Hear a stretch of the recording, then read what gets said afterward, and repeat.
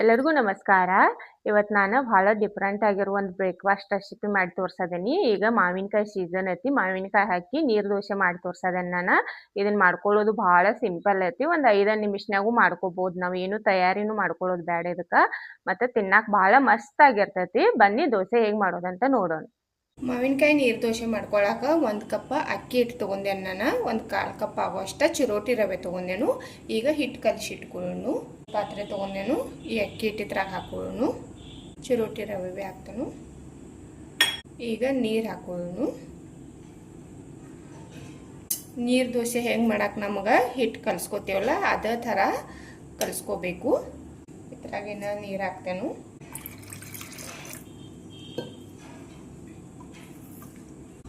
ಇದು ನೋಡ್ರಿ ಈ ಥರ ಇರ್ಬೇಕು ಹಿಟ್ಟ. ಇದನ್ನು ಕಲಿಸ್ಕೇಶಿಂದ ಒಂದು 10 ನಿಮಿಷ ಬಿಡ್ಬೇಕು ನಾವು. ಈಗ ಇದನ್ನು ಸೈಡ್ ತೆಗೆದಿಟ್ಕೊಳ್ಳೋನು. ಅಷ್ಟರಾಗ ನಾವು ಮಾವಿನಕಾಯಿ ತುರ್ಕೊಳ್ಳೋನು.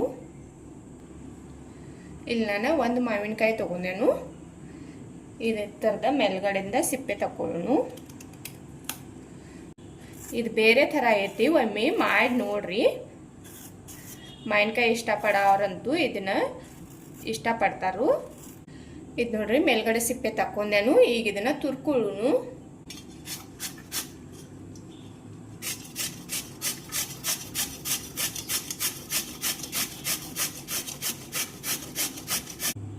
ಮಾವಿನಕಾಯಿನ ತುರ್ಕೊಂಡೇನು ನಾನು. ಹುಳಿ ಮಾವಿನಕಾಯಿ ಇತ್ತಂದ್ರೆ ಒಂದು ಸ್ವಲ್ಪ ಕಡಿಮೆ ಹಾಕಿ ಮಾಡ್ಕೋರಿ. ನಾ ಇಲ್ಲಿ ಒಂದು ಅರ್ಧ ಮಾವಿನಕಾಯಿ ಆಗುವಷ್ಟ ಹಾಕದೇನು. ಹಿಟ್ಟು ಕಲಿಸಿಟ್ಟು 10 ನಿಮಿಷ ಆಯ್ತು. ಈಗ ದೋಸೆ ಮಾಡ್ಕೋಬೋದು ನಾವು. ಇದು ನೋಡ್ರಿ ಹಿಟ್ಟು ಕಲಿಸಿಟ್ಬೇಕು. ಒಂದು ಸ್ವಲ್ಪ ಗಟ್ಟಿಯಾಗೈತಿದ. ರುಚಿಗೆ ಬೇಕಾಗುವಷ್ಟು ಉಪ್ಪು, ಒಂದು ಅರ್ಧ ಚಮಚ ಆಗುವಷ್ಟು ಜೀರಿಗೆ, ಈರುಳ್ಳಿ ಸಣ್ಣ ಕಟ್ ಮಾಡಿ ಇಟ್ಕೊಂಡೇನು ಅವತ್ತನ್ನ ಹಾಕ್ತೇನು. ನಿಮಗೆ ಎಷ್ಟು ಬೇಕು ನೋಡಿ ಹಾಕೋರಿ. 2 ಹಸಿಮೆಣ್ಸಿಕಾಯಿ ಕಟ್ ಮಾಡಿ ಇಟ್ಕೊಂಡೇನು ಅವತ್ತನ್ನ ಹಾಕ್ತೇನು. ಕೊತ್ತಂಬರಿ ಸೊಪ್ಪು, ಈ ಮಾವಿನಕಾಯಿ ತುರಿದು ಇಟ್ಕೊಂಡೇವಲ್ಲ ಇದನ್ನು ಹಾಕ್ತೇನು. ಎಲ್ಲ ಬಿ ಕಲಸ್ರಿ. ನೀವು ಬೇಕಂದ್ರೆ ಹಸಿ ಶುಂಠಿ ಬಿ ಜಜ್ಜಿ ಹಾಕೋಬಹುದು. ಮಸಾಲೆ ನಿಮಗೆ ಯಾವ್ದು ಚಲೋ ಅನಿಸ್ತಲ್ಲ ಅದನ್ನು ಹಾಕಿ ಮಾಡ್ಕೋಬಹುದು. ಇದೀಗ ರೆಡಿ ಆಗೈತಿ. ದೋಸೆ ಮಾಡ್ಕೊಳ್ಳೋನು.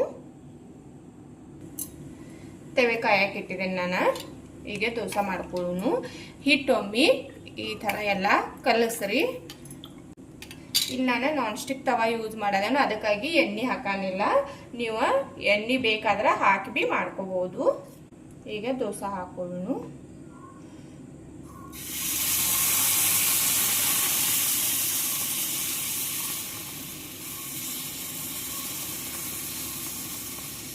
ನಿಮ್ಗೆ ಎಷ್ಟು ಸಣ್ಣ ದೊಡ್ಡ ಬೇಕಲ್ಲ ನೋಡಿ ಮಾಡ್ಕೋರಿ.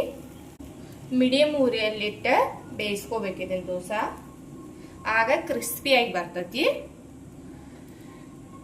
ನಿಮಗೆ ಕ್ರಿಸ್ಪಿ ದೋಸೆ ಬೇಡ ಅಂದ್ರೆ ನೀವು ಉತ್ತಪ್ಪಂ ಬಿ ಮಾಡ್ಕೋಬಹುದು. ಇಲ್ಲಾಂದ್ರೆ ಸಾಫ್ಟ್ ಆಗಿ ಉರಿ ಹಚ್ಚಿಟ್ಕೊಂಡು ಬೇಯಿಸ್ಕೊಂಡು ಸಾಫ್ಟ್ ಆಗಿ ಬಿ ಮಾಡ್ಕೋಬಹುದು. ಇದನ್ನ ತವೆ ಒಂದು ಸ್ವಲ್ಪ ಸರಿಸಿ ಬೇಯಿಸ್ಕೋರಿ. ಆಗ ಕರೆಕ್ಟ್ ಆಗಿ ಎಲ್ಲಾ ಕಡೆ ಬೇಯ್ತೈತಿ.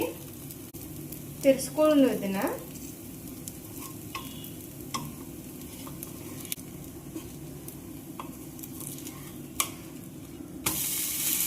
ಈ ದೋಸೆ ನಾವು 2 ಸೈಡ್ ಬೇಯಿಸ್ಕೋಬೇಕು. ನೋಡೋಣ ತಗದಾಗೈತಿನ. ಆಗೈತಿದ ತಕೊಳ್ಳೋನು. ನೋಡ್ರಿ ಏನ್ ಮಸ್ತಾಗಿ ಬಂದೈತಿ ದೋಸೆ. ಇನ್ನೊಂದು ದೋಸೆ ಬಿ ಹಾಕಿ ತೋರಿಸ್ತಾನೆ ನೋಡ್ರಿ. ಪ್ರತಿ ಸಲ ದೋಸೆ ಹಾಕಬೇಕಾದ್ರೆ ನೀವು ಹಿಟ್ಟು ಚಲೋದಂಗ ಕಲಸಬೇಕು ಈ ತರ.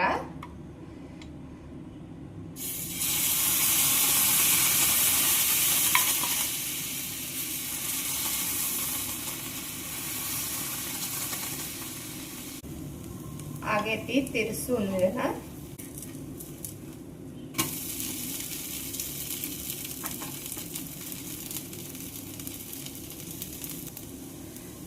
ದೋಸೆ ಆಗೈತಿ ತಕ್ಕೊಳ್ಳೋನು. ಸಣ್ಣ ಉರಿಯಲ್ಲಿಟ್ಟ ನೀವು ಬೇಕಂದ್ರೆ ಕ್ರಿಸ್ಪಿ ಆಗಿ ಮಾಡ್ಕೋಬಹುದು.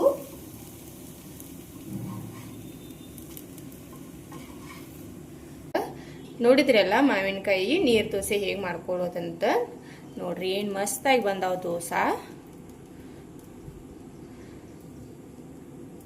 ಭಾಳ ಡಿಫ್ರೆಂಟ್ ಆಗೈತಿ. ನೀವು ಒಮ್ಮೆ ಟ್ರೈ ಮಾಡಿ ನೋಡ್ರಿ, ನಿಮಗೂ ಚಲೋ ಅನ್ನಿಸ್ತೈತಿ.